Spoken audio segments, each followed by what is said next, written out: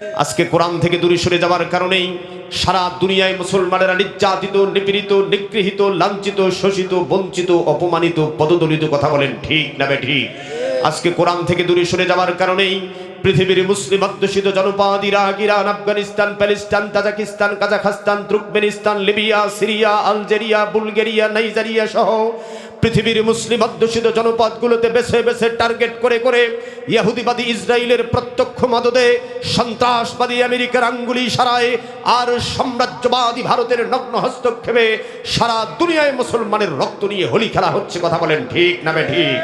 তারই ধারাবাহিকতায় সেই ষড়যন্ত্রের অংশ হিসাবে ৫৬,০০০ বর্গ মাইলের প্রাণপ্রিয় মাতৃভূমি বাংলাদেশ, শাহজালাল, শাহপরান, শামাকদুম, শরীয়তুল্লাহ, তিতুমিরের প্রাণপ্রিয় মাতৃভূমি বাংলাদেশ, লক্ষ লক্ষ শহীদের রক্তের বিনিময়ে অর্জিত লাল সবুজের প্রিয় মাতৃভূমি বাংলাদেশ, ৯০% মুসলিম অধ্যুষিত আমাদের প্রাণের প্রিয় মাতৃভূমি বাংলাদেশেও একটি ছোট্ট মহল সুপরিকল্পিতভাবে ইসলাম, মুসলমান, ইসলামী আন্দোলন, ইসলামী নেতৃত্ব এবং ওলামায়ে কেরামের বিরুদ্ধে সুগভীর ষড়যন্ত্র মেতে উঠেছে। কথা বলেন ঠিক না বেঠিক? সুতরাং ফিরে আসতে হবে, কোরআনের কাছে ধারণ করতে হবে শুধুই কোরআন। এই কোরআন শুধু চুমু খাইলে দায়িত্ব শেষ হয়ে যাবে না। কোরআন দিয়ে শুধু মিলাদ মাহফিল পড়লেই কোরআনের হক আদায় হয় না। রমাদান কারিমে কোরআন দিয়ে শুধু খতমে তারাবি পড়লেই কোরআনের হক আদায় হয় না। আপনার পিতার মৃত্যুর উপরে, মাতার মৃত্যুর উপরে ৩ দিন, ৭ দিন, ১০ দিন, ৪০ দিনে কোরআন খানি করলেই কোরআনের হক আদায় হয় না। কথা বলেন ঠিক না বেঠিক? কারণ কোরআনে কারিমের বিধান প্রতিষ্ঠার জন্য আমাদের প্রিয় নবী, বিশ্বনবী, মানবতার বন্ধু মুহাম্মদ রাসূলুল্লাহ সাল্লাল্লাহু আলাইহি সাল্লাম শেয়াবে আবু তালিবে ৩ বছর কারারুদ্ধ থেকে মানবেতর জীবনযাপন করেছেন মুসলমান। কথা বলতে হবে ঠিক না বেঠিক? এই কোরআনের বিধান প্রতিষ্ঠার জন্য প্রিয় নবী তায়েফে পাথরের আঘাতে জর্জরিত হয়েছেন। এই কোরআনের বিধান প্রতিষ্ঠার জন্য আসহাবে কেরাম কাতরে জীবন দিয়েছেন। এই কোরআনের বিধান প্রতিষ্ঠার জন্য আইম্মায়ে কেরাম জীবন দিয়েছেন। এই কোরআনের বিধান প্রতিষ্ঠার জন্য আমাদের ইমামদের ইমাম, ইমামে আজম আবু হানিফা রাহিমাহুল্লাহ জেলখানায় ধুকে ধুকে শহীদ হয়েছেন। কথা বলতে হবে ঠিক না বেঠিক? শুধু তাই নয়, মুসলমান, এই কোরআনের বিধান প্রতিষ্ঠার জন্য সৈয়দ কুতুব শহীদ হয়েছেন। এই কোরআনের বিধান প্রতিষ্ঠার জন্য শহীদ হাসানুল বান্না জীবন দিয়েছেন। এই কোরআনের বিধান প্রতিষ্ঠার জন্য শহীদ মাওলানা মতিউর রহমান নিজামী, শহীদ আলী আহসান মোহাম্মদ মুজাহিদ, শহীদ আব্দুল কাদের মোল্লা সহ বিশ্বব্যাপী ইসলামী আন্দোলনের নেতারা হাসি মুখে ফাঁসির মঞ্চকে বরণ করেছেন। কথা বলতে হবে ঠিক না বেঠিক? শুধু তাই নয়, সাতক্ষীরার কোরআন প্রেমিক জনতা, শুধু তাই নয়, বিনের পোতার ইসলাম প্রেমিক জনতা এই কোরআনের বিধান প্রতিষ্ঠার জন্যই, এই কোরআনের বিধান প্রতিষ্ঠার জন্যই কোরআনের পাখি, যিনি ৫০টি বছর গোটা বিশ্বময় কোরআনের দাওয়াত দিয়েছেন, যার হাতে হাত রেখে অসংখ্য মুসলিম কালেমা পড়ে ইসলাম কবুল করে মুসলমান হয়েছেন, সেই কোরআনের পাখি আল্লামা দেলোয়ার হোসেন সাঈদী কোরআনের বিধান প্রতিষ্ঠার আন্দোলনে নেতৃত্ব দেওয়ার অপরাধে বছরের পর বছর অন্ধকার কারাপ্রকোষ্ঠে মানবেতর জীবনযাপন করে কোরআনের পাখি আল্লামা সাঈদী কোরআনের জন্য শহীদ হয়ে দুনিয়া ছেড়ে চলে গেছে। কথা বলতে হবে ঠিক না বেঠিক? কোরআনের পাখি আল্লামা সাঈদীর রেখে যাওয়া সেই আদর্শ, কোরআনের পাখি আল্লামা সাঈদীর রেখে যাওয়া সেই আন্দোলন, কোরআনের পাখি আল্লামা সাঈদীর রেখে যাওয়া সেই দাওয়াত, সেই মিশনকে বাস্তবায়ন করার জন্য যদি আবার ময়দানে ডাক আসে, যদি আবার ময়দানে ডাক আসে, জীবনের ঝুঁকি নিয়ে জানমালের কোরবানি করে যে কোনো পরিস্থিতির মোকাবেলা করে নারায়ে তাকবীরের স্লোগানে সাতক্ষীরার আকাশ বাতাস প্রকম্পিত করে ইসলামের দুর্দিন দুঃসময়ে আপনাদের পূর্বসূরীদের মতো শহীদ আমিনুরের উত্তরসূরীদেরকে, শহীদ আসিমের উত্তরসূরীদেরকে প্রয়োজনে মাথায় কাপড়ের কাপড় বেঁধে সাতক্ষীরার রাজপথে আবার ঝাঁপিয়ে পড়তে হবে। কারা কারা রাজি আছেন? 2 হাত উঁচু করে আল্লাহকে। কষ্ট হবে? হ্যাঁ, আমি কি আলোচনা শুরু করেছি? তাহলে কি শুরু করব? করব। আচ্ছা আমার ভাইরা, বরকতময় কালামে হাকিমের সূরা আরাফ পাঠ করেছি। বলেন তো কোন সূরা? আরাফ, আয়াত নম্বর ৯৬। তেলাওয়াতকৃত সূরা আরাফের ৯৬ নম্বর আয়াতের আলোকে আলোচনার জন্য অত্যন্ত মূল্যবান একটা বিষয় আমি ঠিক করেছি। আজকের পরিস্থিতির জন্য অত্যন্ত সময় উপযোগী এবং গুরুত্বপূর্ণ বিষয়। আমি কি বলবো আলোচনার বিষয়টা কি? আলোচনার বিষয় হলো ক্ষুধা দারিদ্রতা মুক্ত, সন্ত্রাস চান্দাবাজ মুক্ত, বৈষম্য মুক্ত, শান্তিপূর্ণ বাংলাদেশ গঠনের উপায়। আলহামদুলিল্লাহ বলেন। শোনেন নাই বোধহয়? আলহামদুলিল্লাহ বলেন। আচ্ছা, ক্ষুধা দারিদ্রতা মুক্ত একটা বাংলাদেশ, সন্ত্রাস চাঁদাবাজ যেখানে থাকবে না, যেখানে বৈষম্য থাকবে না, যেখানে কোনো নারী নির্যাতিতা হবে না, কোনো নারী ধর্ষণের শিকার হবে না, কোনো নারী টিজিংয়ের শিকার হবে না, কোনো মানুষের সম্পদ আরেকজন লুণ্ঠন করবে না, এরকম একটা নিরাপদ শান্তিপূর্ণ বাংলাদেশ আপনারা চান কিনা? চান আপনারা?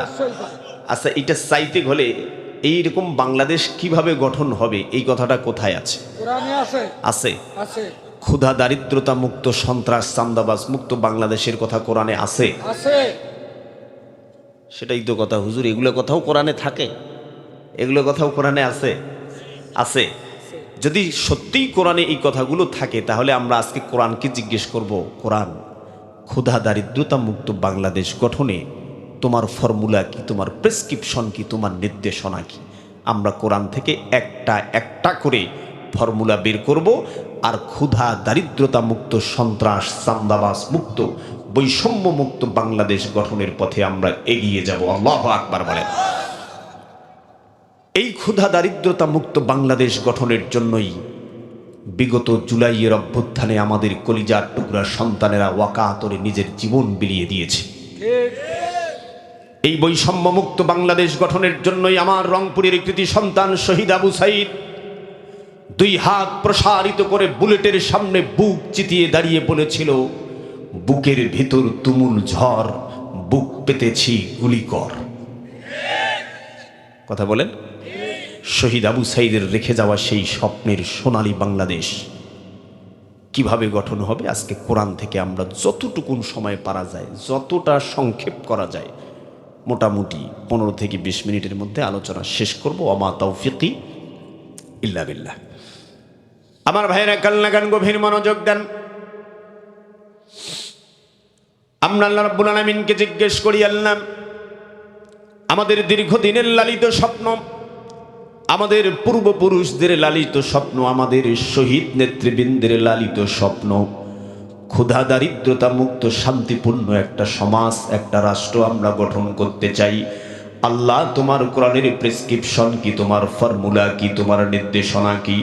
রব্বুল আলামিন গোটা কোরআনে কারিমে ক্ষুধা দারিদ্রতা মুক্ত বাংলাদেশ গঠনের জন্য, বৈষম্য মুক্ত বাংলাদেশ গঠনের জন্য, সন্ত্রাস চাঁদাবাজ মুক্ত বাংলাদেশ গঠনের জন্য মোটা দাগে 5 দফা কর্মসূচি ঘোষণা করেছেন। জোরে বলেন সুবহানাল্লাহ।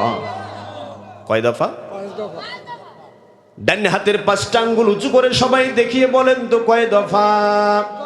এবার আমরা আল্লাহ রাব্বুল আলামিনকে জিজ্ঞেস করি, আল্লাহ, প্রথম দফা কর্মসূচি কি? ও রাব্বুল আলামিন বলেন, ক্ষুধা দারিদ্রতা মুক্ত, সন্ত্রাস চাঁদাবাজ মুক্ত, বৈষম্য মুক্ত বাংলাদেশ যদি গঠন করতে চাও, আমার কোরআনের প্রেসক্রিপশন অনুযায়ী প্রথম দফা কর্মসূচি হলো আল্লাহর গোলামির কাছে মাথা নত করতে হবে। জোরে বলেন সুবহানাল্লাহ। আল্লাহর গোলামির কাছে, আল্লাহর গোলামির কাছে মাথা নত করার অর্থ কি জানেন? আপনার ঘুম থেকে উঠা থেকে শুরু করে পরবর্তীতে ঘুম যাওয়া পর্যন্ত, আপনার কৃষিক্ষেত খামারে, আপনার ব্যবসা বাণিজ্যে, আপনার চাকুরিতে বাকুরিতে, আপনার জীবনের সকল ক্ষেত্রে, সকল স্তরে, সকল সেক্টরে শুধুমাত্র আল্লাহর গোলামির বিধানকে, তার মানে আল্লাহর কোরআনের বিধানকেই একমাত্র অবলম্বন হিসাবে মেনে নেবেন। আমরা আল্লাহকে জিজ্ঞেস করি, আল্লাহ, যদি আমরা জীবনের সকল ক্ষেত্রে তোমার জীবনের বিধানকে, তোমার জীবন বিধানকে যদি আমরা মেনে চলি, তোমার গোলামির বিধান, তার মানে কোরআনের বিধান যদি 24টা ঘন্টা আমরা মেনে চলি, কি লাভ হবে মাবুদ? আমরা জানতে চাই। রব্বুল আলামিন বলেন, বান্দা শোনো কি লাভ হবে। সবাই আমার সাথে পড়েন। আল্লাহ বলেন, ফালইয়াবুদু হাযাল বাইতিল্লাযী আত'আমাহুম মিন জু'ইন ওয়া আমানাহুম মিন খাউফ। আল্লাহু আকবার, আল্লাহু আকবার। কোন সূরা? হ্যাঁ, মাশাআল্লাহ। রব্বুল আলামিন বলেন, ফালিয়াবুদু রাব্বা হাযাল বাইত।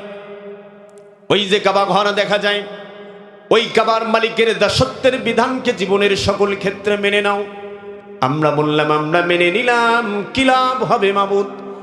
রব্বুল আলামিন বলেন ফালইয়াবুদু রাব্ব হাযাল বাইত, যদি কাবার মালিকের বিধানকে জীবনের সকল ক্ষেত্রে মেনে নিতে পারো বান্দা, আল্লাযী আত'আমাহুম মিন জু, বান্দা আমি কথা দিচ্ছি, প্রতিশ্রুতি দিচ্ছি, বান্দা জীবনের সকল ক্ষেত্রে আমার বিধানকে যদি মেনে নিতে পারো, ক্ষুধা, দারিদ্রতা, অভাব, অনটন, বেকারত্ব আমি আল্লাহ চিরতরে দূর করে দেব। জোরে বলেন সুবহানাল্লাহ। আল্লাহু আকবার বলেন। আচ্ছা, ক্ষুধা, দারিদ্রতা, অভাব, অনটন, বেকারত্ব আল্লাহ চিরতরে দূর করে দেবেন, এই বিশ্বাস আপনাদের আছে? আছে আছে আছে বিশ্বাস আমাদের আছে, কিন্তু বিশ্বাস দুর্বল। কি কথা কয় না? বিশ্বাস দুর্বল না? প্রমাণ দেব আমাদের বিশ্বাস কতটা দুর্বল, প্রমাণ দেব। যদি আমাদের বিশ্বাসটা দুর্বল না হতো, তাহলে বাংলাদেশে কবেই কোরআনের বিধান কায়েম হয়ে যেত, আর কবেই ক্ষুধা, দারিদ্রতা, অভাব, অনটন, বেকারত্ব বাংলাদেশ থেকে চিরতরে দূর হয়ে যেত। কথা বলেন ঠিক না ঠিক? বিশ্বাস সবারই আছে। যারা আওয়ামী লীগ করে, বিএনপি করে, জাসদ বাসদ গাসদ, যারা যে পার্টি করে, সবাই মনে করে যে কোরআন মানলে শান্তি আসবে, ক্ষুধা দারিদ্রতা দূর হবে। সবাই বিশ্বাস করে না? করে, কিন্তু বিশ্বাসটা দুর্বল, খুবই দুর্বল। বিশ্বাসটা আমাদের মসজিদে থাকে, বিশ্বাস আমাদের মাহফিলে আসলে থাকে। মাহফিলে আসলে হুজুর হাত তুলতে বলে হাত তুলি, পাও তুলতে বলে পাও তুলতে রাজি আছি, কিন্তু মাহফিল থেকে বের হইলে হুজুরের কথা আর বিশ্বাস হয় না। কথা বলেন ঠিক না ঠিক? আমার ভাইরা, বিশ্বাসটা যেন একটু পাকাপোক্ত হয়। একটা উদাহরণ দেব। মানে আল্লাহর কোরআনের বিধান যদি আমরা মেনে নেই, ক্ষুধা, দারিদ্রতা, অভাব, অনটন, বেকারত্ব সব দূর হয়ে যাবে। একটা সিম্পল এক্সাম্পল দিই, উদাহরণ দিই। উদাহরণটা কি? আচ্ছা বলেন তো, এই সাতক্ষীরা শহরে, এটা তো শহরের পার্শ্ববর্তী একটা ইউনিয়ন, তাই না? ইউনিয়নটার নাম কি? লাপসা। এই লাপসা ইউনিয়নে, এই বিনের পোতা এলাকায় আপনারা আপনাদের জীবদ্দশায় কোনোদিন শুনছেন, মানে আপনাদের বাপের জন্মে কোনোদিন শুনছেন যে এই এলাকায় কোনোদিন সৌদি আরব থেকে কোনো লোক এসে দিন মজুরি করছে? মানে কামলা কি বলে যেন, জন হিসাবে, দিন মজুর হিসাবে কাজ করে খাইছে, এরকম শুনছেন কোনোদিন? কেউ শোনেন নাই? সবাই কথা কইলেন না? নিশ্চিত? আচ্ছা, 2 নম্বর প্রশ্নের জবাব দেন। এই বিনের পোতার লোক, এই লাপসা ইউনিয়নের লোক, এই সাতক্ষীরা সদর উপজেলার লোক সৌদি আরবে গিয়ে, আমার নবীর দেশে গিয়া দিনমজুরি করে, শ্রমিক হিসাবে, ডেলেবার হিসাবে কাজ করে, চাকরি করে, এইরকম আছে না নাই? আছে। এর মানে কি জানেন? আজ থেকে 1500 বছর আগে আমার নবীর নেতৃত্বে আরব ভূখণ্ডে আল্লাহর গোলামির যে বিধান কায়েম হয়েছিল, আল্লাহর কোরআনের যে বিধান কায়েম হয়েছিল, সেদিন থেকে আজ অবধি পৃথিবীর কোথাও আরব ভূখণ্ডের একজন নাগরিককে পেট বাঁচানোর জন্য পৃথিবীর কোথাও গিয়ে কামলা খাটতে হয় নাই, দিন মজুরি করতে হয় নাই, শ্রমিক হিসাবে কাজ করে খাইতে হয় নাই। কথা বলেন ঠিক না ঠিক? বরং গোটা দুনিয়ার মানুষ আমার নবীর দেশে গিয়া দিন মজুরি করে, রাস্তা ঝাড়ু দিয়া খায়, হাজী সাহেবদের প্রসাবখানা পায়খানা পরিষ্কার করে খায়। কথা বলেন ঠিক না ঠিক? কি কথা ঠিক না ঠিক? আপনারা সবচেয়ে অবাক হবেন, হাজী সাহেব আছে নাকি কেউ? হাজী নাই, ছিল, মারা গেছে না? ও বাঁচিয়েছে, ও চলে গেছে। আচ্ছা, তো বিষয়টা হলো, হাজী সাহেব থাকলে ওনাকে জিজ্ঞেস করবেন। মজার ব্যাপার, আপনাদের এই পাশেই, এই তো আপনার এই কি বলে, বর্ডার তো কাছাকাছি না? ভোমরা বর্ডারেও গত বছর মাহফিলে গেছিলাম। তো ওই যে ভোমরার পাশেই বড় একটা রাষ্ট্র আছে না? কথা কয় না? বিরাট একটা রাষ্ট্র, বিরাট দেহের অধিকারী, দেহটা বড় কিন্তু আত্মাটা ছোট। কথা কয় না? সেই রাষ্ট্রের নাম কি? ভারত। মানে কেউ যদি প্রশ্ন করে বিরাট দেহ কিন্তু আত্মা ছোট, সেই রাষ্ট্রের নাম কি? ভারত। ভারত। আত্মা ছোট না? ওরে বাবা, দেহের বিশালতা, এই অহংকারেই বাঁচে না। আমরা ছোট দেশ, আমাদেরকে নানান হুমকি ধামকি দেয়, সবসময় হুমকির উপরেই রাখে আমাদের। বিশেষ করে আমরা যদি তাদের কথা মতো না চলি, তাহলে মহাবেজার। যেদিন তার তাবেদার, তার গোলাম, তার দাসী পালাই গেছে, সেদিন থেকে মহাবেজার। এক এক সময় এক এক হুমকি ধামকি মারে। একবার বললো কি, বললো যে পেঁয়াজ দিবে না, কি দিবে না, কি কি কয় নাই? আচ্ছা পেঁয়াজ যে দেয় নাই, সাতক্ষীরার লোক না খেয়ে মরেন নাই? ওমা, পেঁয়াজের অভাবে মরেন নাই আপনারা? আরে কোন আহাম্মক, তোর দোকানের পেঁয়াজ যদি আমি না কিনি, লস কার, দোকানদারের না কাস্টমারের? ওদের পেঁয়াজ পচে দুর্গন্ধে ওরা মরবি। কি শুরু হয়েছে না? আমার ভাইয়েরা, ভারতের প্রসঙ্গটা কেন আনলাম? ভারতের প্রসঙ্গ কেন আনলাম জানেন? কথা অনেক, আমার শুধু আফসোস হচ্ছে যে আমি অনেক দেরিতে উঠছি, কথা অনেক ছিল। আমার ভাইরা শোনেন, হাজী সাহেব যারা আছে তাদেরকে জিজ্ঞেস করেন,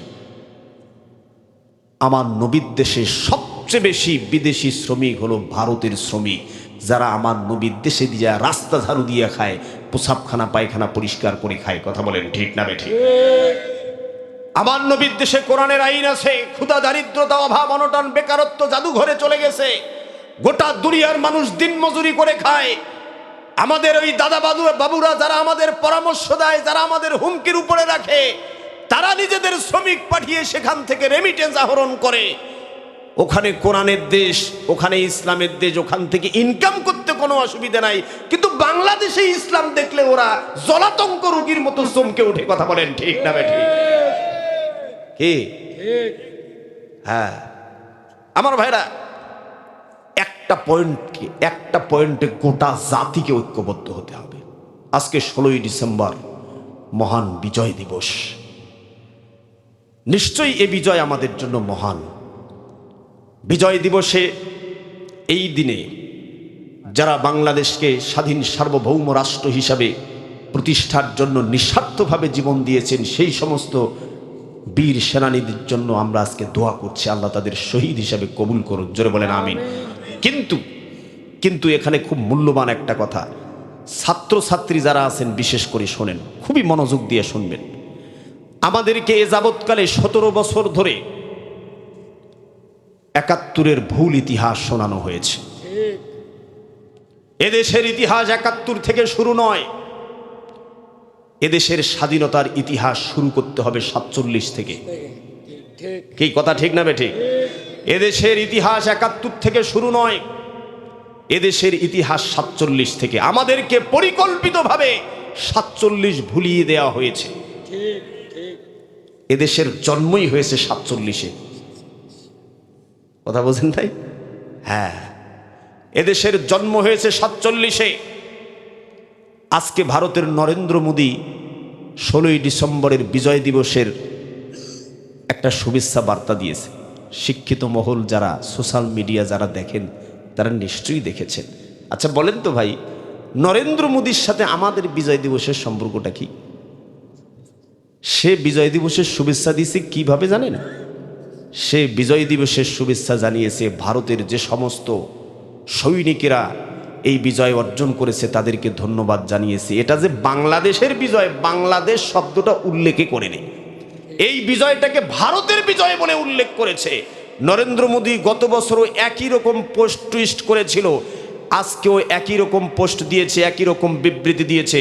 নরেন্দ্র মোদীর পরপর 2 বছরের এই পোস্ট, এই বিবৃতি প্রমাণ করে 16ই ডিসেম্বরের বিজয় মূলত ভারতের বিজয় ছিল। একটি বড় মুসলিম রাষ্ট্রকে ভেঙ্গে খান খান করে ভারত নিজেদের সুবিধা আদায়ের জন্য, বাংলাদেশকে তাদের করায়ত্ত করার জন্য এই 16ই ডিসেম্বরের নাটক তৈরি করেছিল। এই বিজয় দিবসে তারা অংশগ্রহণ করেছিল।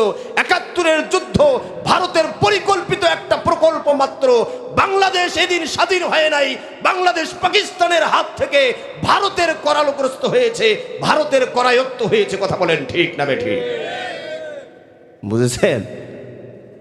হ্যাঁ আমার ভাইরা, আরো কথা আছে, কথা অনেক। আরেকটা মূল্যবান কথা বলি, সেটা হলো 47-এ আমাদের জন্ম, 71-এ একটা কাজ হয়েছে, সেটা হচ্ছে আমরা আলাদা একটা মানচিত্র পেয়েছি।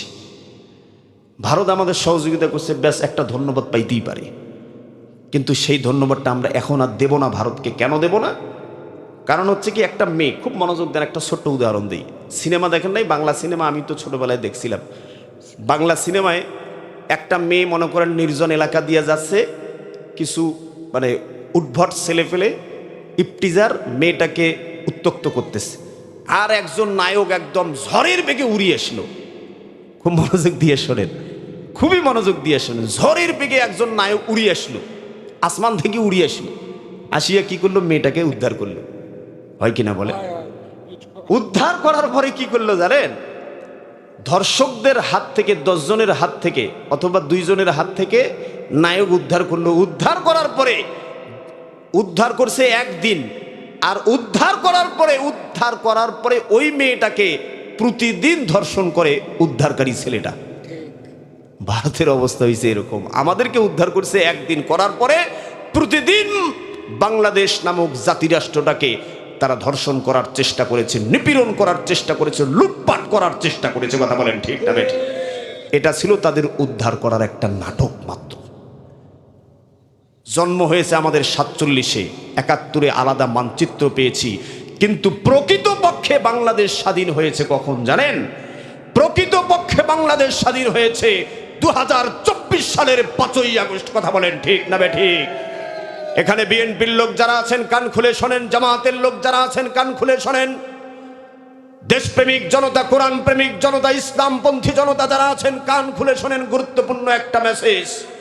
আমাদের মধ্যে রাজনৈতিক মতবিরোধ থাকতে পারে, আদর্শগত, মাসালাগত, শাখা প্রশাখাগত ভিন্নতা থাকতে পারে, কিন্তু প্রিয় মাতৃভূমি বাংলাদেশের সার্বভৌমত্বের প্রশ্নে, প্রিয় মাতৃভূমি বাংলাদেশের নিরাপত্তার প্রশ্নে গোটা দেশ এবং জাতিকে ভারতীয় আধিপত্যবাদ, সাম্রাজ্যবাদ, আগ্রাসনবাদের কবল থেকে বাঁচার ক্ষেত্রে প্রিয় মাতৃভূমি বাংলাদেশের প্রতি ইঞ্চি জমিনের সার্বভৌমত্ব রক্ষার জন্য 5ই আগস্টে যেভাবে ভারতের দালাল তাবেদার দাসীকে আমরা দিনে দুপুরে রান্না করা খাবার ফেলে রেখে তার আসল দেশে পালিয়ে যেতে বাধ্য করেছিলাম, দেশের সার্বভৌমত্বের প্রশ্নে সকল ভেদাভেদ ভুলে আমাদেরকে আবার এক কাতারে সামিল হতে হবে, কোনোই বিকল্প নাই। কথা বলেন ঠিক না বেঠিক? রাজনৈতিক মতভিন্নতা থাকবে, বিএনপি জামাতকে গালিগালাজ করবে, জামাত বিএনপিকে গালিগালাজ করবে, থাকবে, কিন্তু সার্বভৌমত্বের প্রশ্নে আবার এক কাতারে দাঁড়াতে হবে। কথা ঠিক আছে? কথা ঠিক আছে? এই একটা পয়েন্টে সবাইকে এক হতে হবে, কোনো ছাড় দেওয়া যাবে না। সেই পয়েন্টটা কি? পয়েন্টটা হলো ভারতীয় আধিপত্যবাদ। আমার ভাইরা, তাদের সবচেয়ে বড় কষ্টের কারণ কি হয়েছে জানেন? ছেলের কথা না বললেই নয়, তার কথা মনে হলে কলিজাটা ফেটে যায়। ভারতীয় আধিপত্যবাদের বিরুদ্ধে আসল আন্দোলনটা শুরু হয়েছিল শহীদ আবরার ফাহাদ থেকে, এরপরে শহীদ আবু সাইদ, সর্বশেষ ভারতীয় আধিপত্যবাদ বিরোধী আন্দোলনের ভিকটিম হয়েছে আমাদের কলিজার টুকরা জুলাইয়ের অবিসংবাদিত নেতা শরীফ ওসমান হাদি। শরীফ ওসমান হাদিকে তারা তাদের আক্রমণের লক্ষ্যবস্তু বানিয়েছে কারণ একটাই, আওয়ামী লীগের বিরোধিতা করার কারণে নয়, আওয়ামী লীগ বিরোধী রাজনীতি করার কারণে নয়, হাসিনার বিরুদ্ধে গালিগালাজ করার জন্য নয়, হাসিনার ফাঁসি চাবার জন্য নয়। শরীফ ওসমান হাদিকে তাদের আক্রমণের মূল লক্ষ্যবস্তু, তাদের আসল টার্গেট বানিয়েছে, কারণ তারা বুঝতে পেরেছে এদেশে ভারতীয় আধিপত্যবাদ বিরোধী আন্দোলনের এক অবিসংবাদিত নেতা হতে যাচ্ছে শরীফ ওসমান হাদি। কথা বলেন ঠিক না বেঠিক?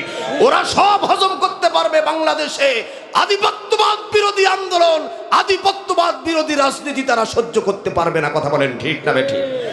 আমরা দেখেছিলাম হাসিনার আমলে, হাসিনাকে গালিগালাজ করেন সারাদিন, শেখ মুজিবকে গালিগালাজ করেন, বড় জোর একটা মামলা হবে, কিন্তু ভারতের বিরুদ্ধে কিছু বললেই গুম হয়ে যেত মানুষ। তার মানে হাসিনার চাইতেও এখানে ভারত ইম্পর্টেন্ট, ঠিক না? শরীফ ওসমান হাদিকে যারা গুলি করেছে, যারা আঘাত করেছে, যারা হত্যা করার চেষ্টা করেছে, তাদের বিরুদ্ধে, তাদের ব্যাপারে আমাদের সুস্পষ্ট বক্তব্য। আপনি একজন ওসমান হাদিকে গুলি করেছেন, আঘাত করেছেন কিংবা হত্যা করতে পারেন, বিশ্বাস করেন বাংলাদেশে ভারতীয় আধিপত্যবাদ, সাম্রাজ্যবাদ, আগ্রাসন বিরোধী যে আন্দোলনের দাবানল বাংলাদেশের প্রতি ইঞ্চি জমিনে ছড়িয়ে ছিটিয়ে পড়েছে, একজন শরীফ ওসমান হাদিকে হত্যা করে সেই আন্দোলন আর দমন করতে পারবে না। শরীফ ওসমান হাদি এখন বাংলাদেশের কোটি কোটি ছাত্র জনতার হৃদয়ের স্পন্দনে পরিণত হয়েছে। আমি ওসমান হাদি হব, আপনি ওসমান হাদি হবেন, আপনার সন্তান ওসমান হাদি হবে। অসংখ্য অগণিত ওসমান হাদি ভারতীয় আধিপত্যবাদের বিরুদ্ধে বাংলাদেশে এখন থেকে স্লোগান তুলবে, তোমরা কিচ্ছু করতে পারবে না। কথা বলেন ঠিক না বেঠিক? আমরা সবাই এখন ওসমান হাদি হব, ঠিক না? বিশ্বাস করেন ভাই, দেশটাকে বাঁচাতে হবে। এই মানচিত্র যদি না থাকে, এই সার্বভৌমত্ব যদি না থাকে, আমরা কোথায় থাকবো বলেন?